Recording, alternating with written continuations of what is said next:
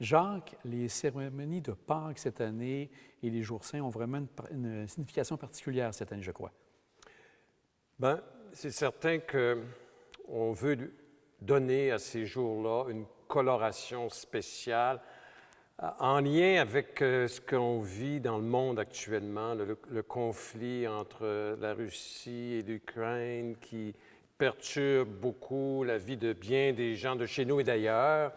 Et mon intention, c'est qu'on puisse s'inspirer du texte de la Passion en Saint-Luc. Saint-Luc, qui était médecin, donc il soignait les gens de son temps, a écrit les derniers jours de la vie du Christ avec son cœur d'apôtre, c'est certain, mais le cœur d'un homme qui soignait les personnes. Puis on y trouve beaucoup de douceur, puis surtout beaucoup de compassion. Et en fonction des événements qui sont les nôtres, là, bien, mon souhait, c'est que nos gens, tous ceux qui vont participer aux différentes célébrations des jours saints, qu'on appelle le Triduum pascal, là, puissent entrer dans la souffrance, l'agonie et aussi la mort de Jésus et découvrir qu'à travers ces moments forts de notre année liturgique, là, nous aussi, on a à se faire proche de ces gens qui sont loin, mais en même temps proches de nous. Puis en même temps, leur donner là, cette prière de l'Église pour qu'on puisse déposer, vous voyez ici la croix de Jésus avec ce linceul rouge qui veut dire le sang, qui veut dire la souffrance, qui veut dire aussi là, que dans la mort du Christ, la vie va renaître, bien qu'on puisse déposer sur la croix de Jésus toutes ces souffrances du monde, toutes ces épreuves, tous ces conflits, afin qu'on retrouve là, la paix qui est le plus beau cadeau, qui nous permet de mieux comprendre ce qu'on doit apporter les uns envers les autres. Et vous amenez un peu d'espoir dans tout ça? C'est ça, l'espoir, c'est des belles vertus qu'on a à développer les uns envers les autres. Puis moi, je dirais, en Saint-Luc, on voit la figure de Simon de Cyrène. Simon de Cyrène qui a porté la croix du Christ dans les derniers milles qu'il avait à franchir avant d'arriver au mont du Golgotha, là où il a été crucifié entre deux larrons. Alors qu'il y a de plus en plus des Simons de Cyrène dans notre monde d'aujourd'hui. Et c'est une belle figure de compassion, de miséricorde, d'appui, de soutien. Alors, à travers ces événements-là, bien, je suis sûr que dans nos communautés chrétiennes, puis dans le monde aussi où nous vivons, bien, qu'il surgissent des hommes et des femmes qui vont être de ces signes d'un Dieu qui s'est fait proche de nous et d'un Dieu qui nous invite à être plein de miséricorde et de compassion pour ceux et celles qui souffrent, pour ceux et celles qui sont rejetés, qui sont mis de côté, et évidemment ceux et celles là, qui sont, il faut dire, martyrisés là, dans un monde où on devrait vivre en paix les uns avec les autres. Donc, prendre un moment de réflexion, de prière pour penser à tous ces gens-là qui actuellement, comme tu dis, vivent des moments plus difficiles actuellement. On ne peut pas passer à côté de cela. Moi, à mon avis, là, c'est une situation qui nous perturbe beaucoup. Et la Semaine sainte, en particulier les jours saints, le jeudi saint, le vendredi saint, la veillée pascale et le dimanche de Pâques, seront des occasions où on pourra davantage s'unir à toute l'Église universelle, mais en particulier à ces frères et sœurs de l'Ukraine qui traversent une période tellement difficile, pas seulement au niveau du pays, mais au niveau de leur propre famille, où on voit des familles qui sont dispersées, qui sont meurtries dans ce conflit qui n'en finit plus de finir. Et des gens qui habitent ici, qui ont encore de la famille, comme tu dis là-bas, on pense à eux également. Oui, bien c'est ça. On a des communautés ukrainiennes au Canada qui sont vraiment là, inquiètes. J'ai aussi rencontré, à travers des célébrations de baptême que j'ai fait dernièrement, des membres de famille qui nous ont demandé des prières, qui nous ont demandé aussi du soutien. Alors, tout ça fait que la Semaine sainte, cette année, prend une couleur très, très spéciale.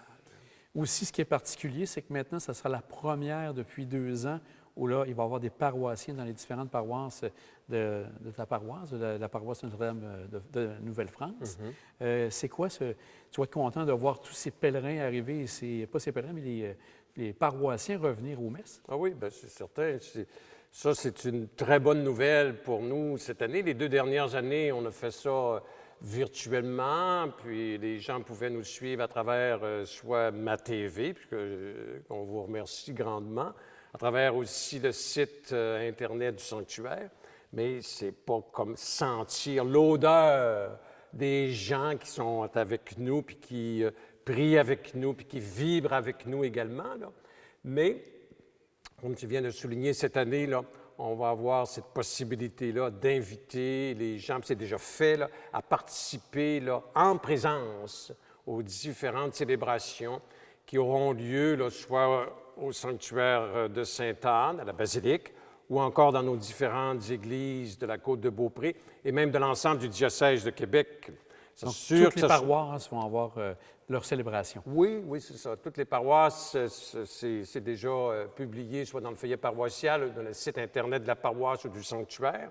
Il s'agit de le consulter. Mais cette année, c'est sûr qu'on souhaite de tout notre cœur que nos gens se déplacent, puis soient avec nous, prient avec nous, puis participent activement aux temps forts qui sont ceux du Jeudi Saint. Puis là, vous avez le symbole ici du lavement des pieds. Ça encore, pour moi, ça parle beaucoup parce que c'est Jésus qui se met au service des gens de son temps puis qui nous invite à faire de même. Alors, on a tous ces symboles-là, la couronne d'épines, la croix, le cierge pascal. Alors, c'est des symboles qui nous parlent beaucoup parce que c'est le temps fort de l'année liturgique où, ensemble, on célèbre la mort et la résurrection du Christ. Alors, on est invité à entrer dans ces jours-là pour, je souhaite de tout mon cœur, ressusciter le jour de Pâques. Et est-ce que tu souhaites que les gens soient plus nombreux? Parce que c'est sûr que depuis quelques années, on a senti moins de gens peut-être venir aux différentes célébrations, mais c'est un bon moment peut-être justement cette année pour revenir à ces traditions, on pourrait dire? Bien, c'est certain que un curé souhaite toujours remplir ses églises, ça c'est sûr, mais je le souhaite de tout mon cœur que nos gens puissent se déplacer. Je comprends qu'on est encore dans une pandémie là, où il y a des cas de plus en plus nombreux. On prend les précautions, ça c'est évident, puis on va continuer à être fidèle à cela. Mais l'important, c'est d'être là, ça c'est sûr, d'être présent aux célébrations, puis d'y apporter son cœur, puis participer à toutes ces messes qui se dérouleront dans nos différentes églises, puis qu'on soit ensemble en communauté pour se soutenir, pour s'épauler, puis se donner de l'énergie pour poursuivre la mission. Parce que ça, c'est essentiel. La mission de chacun et de chacune, comme baptisés, c'est de témoigner de notre foi. Puis le temps pascal qui dure 50 jours, c'est comme Pâques pendant 50 jours, bien, est une invitation très concrète à être dans nos différents milieux des témoins de la résurrection du Christ. Alors, d'être là le dimanche de Pâques, par exemple, pour se ressourcer, se revigorer, partir ensuite en mission, puis devenir des témoins d'une foi qui est contagieuse, un peu comme le virus, une image, là, mais que cette foi-là... De la bonne façon. Ben oui, qu'elle soit contagieuse, cette foi-là, pour ceux et celles que Dieu met sur notre chemin, puis qu'ainsi on puisse répandre cette bonne nouvelle qui nous fait vivre de jour en jour. Bien, Jacques, je te souhaite et à tous les paroissiens de belles célébrations pour le temps pascal, puis à très bientôt. Merci beaucoup.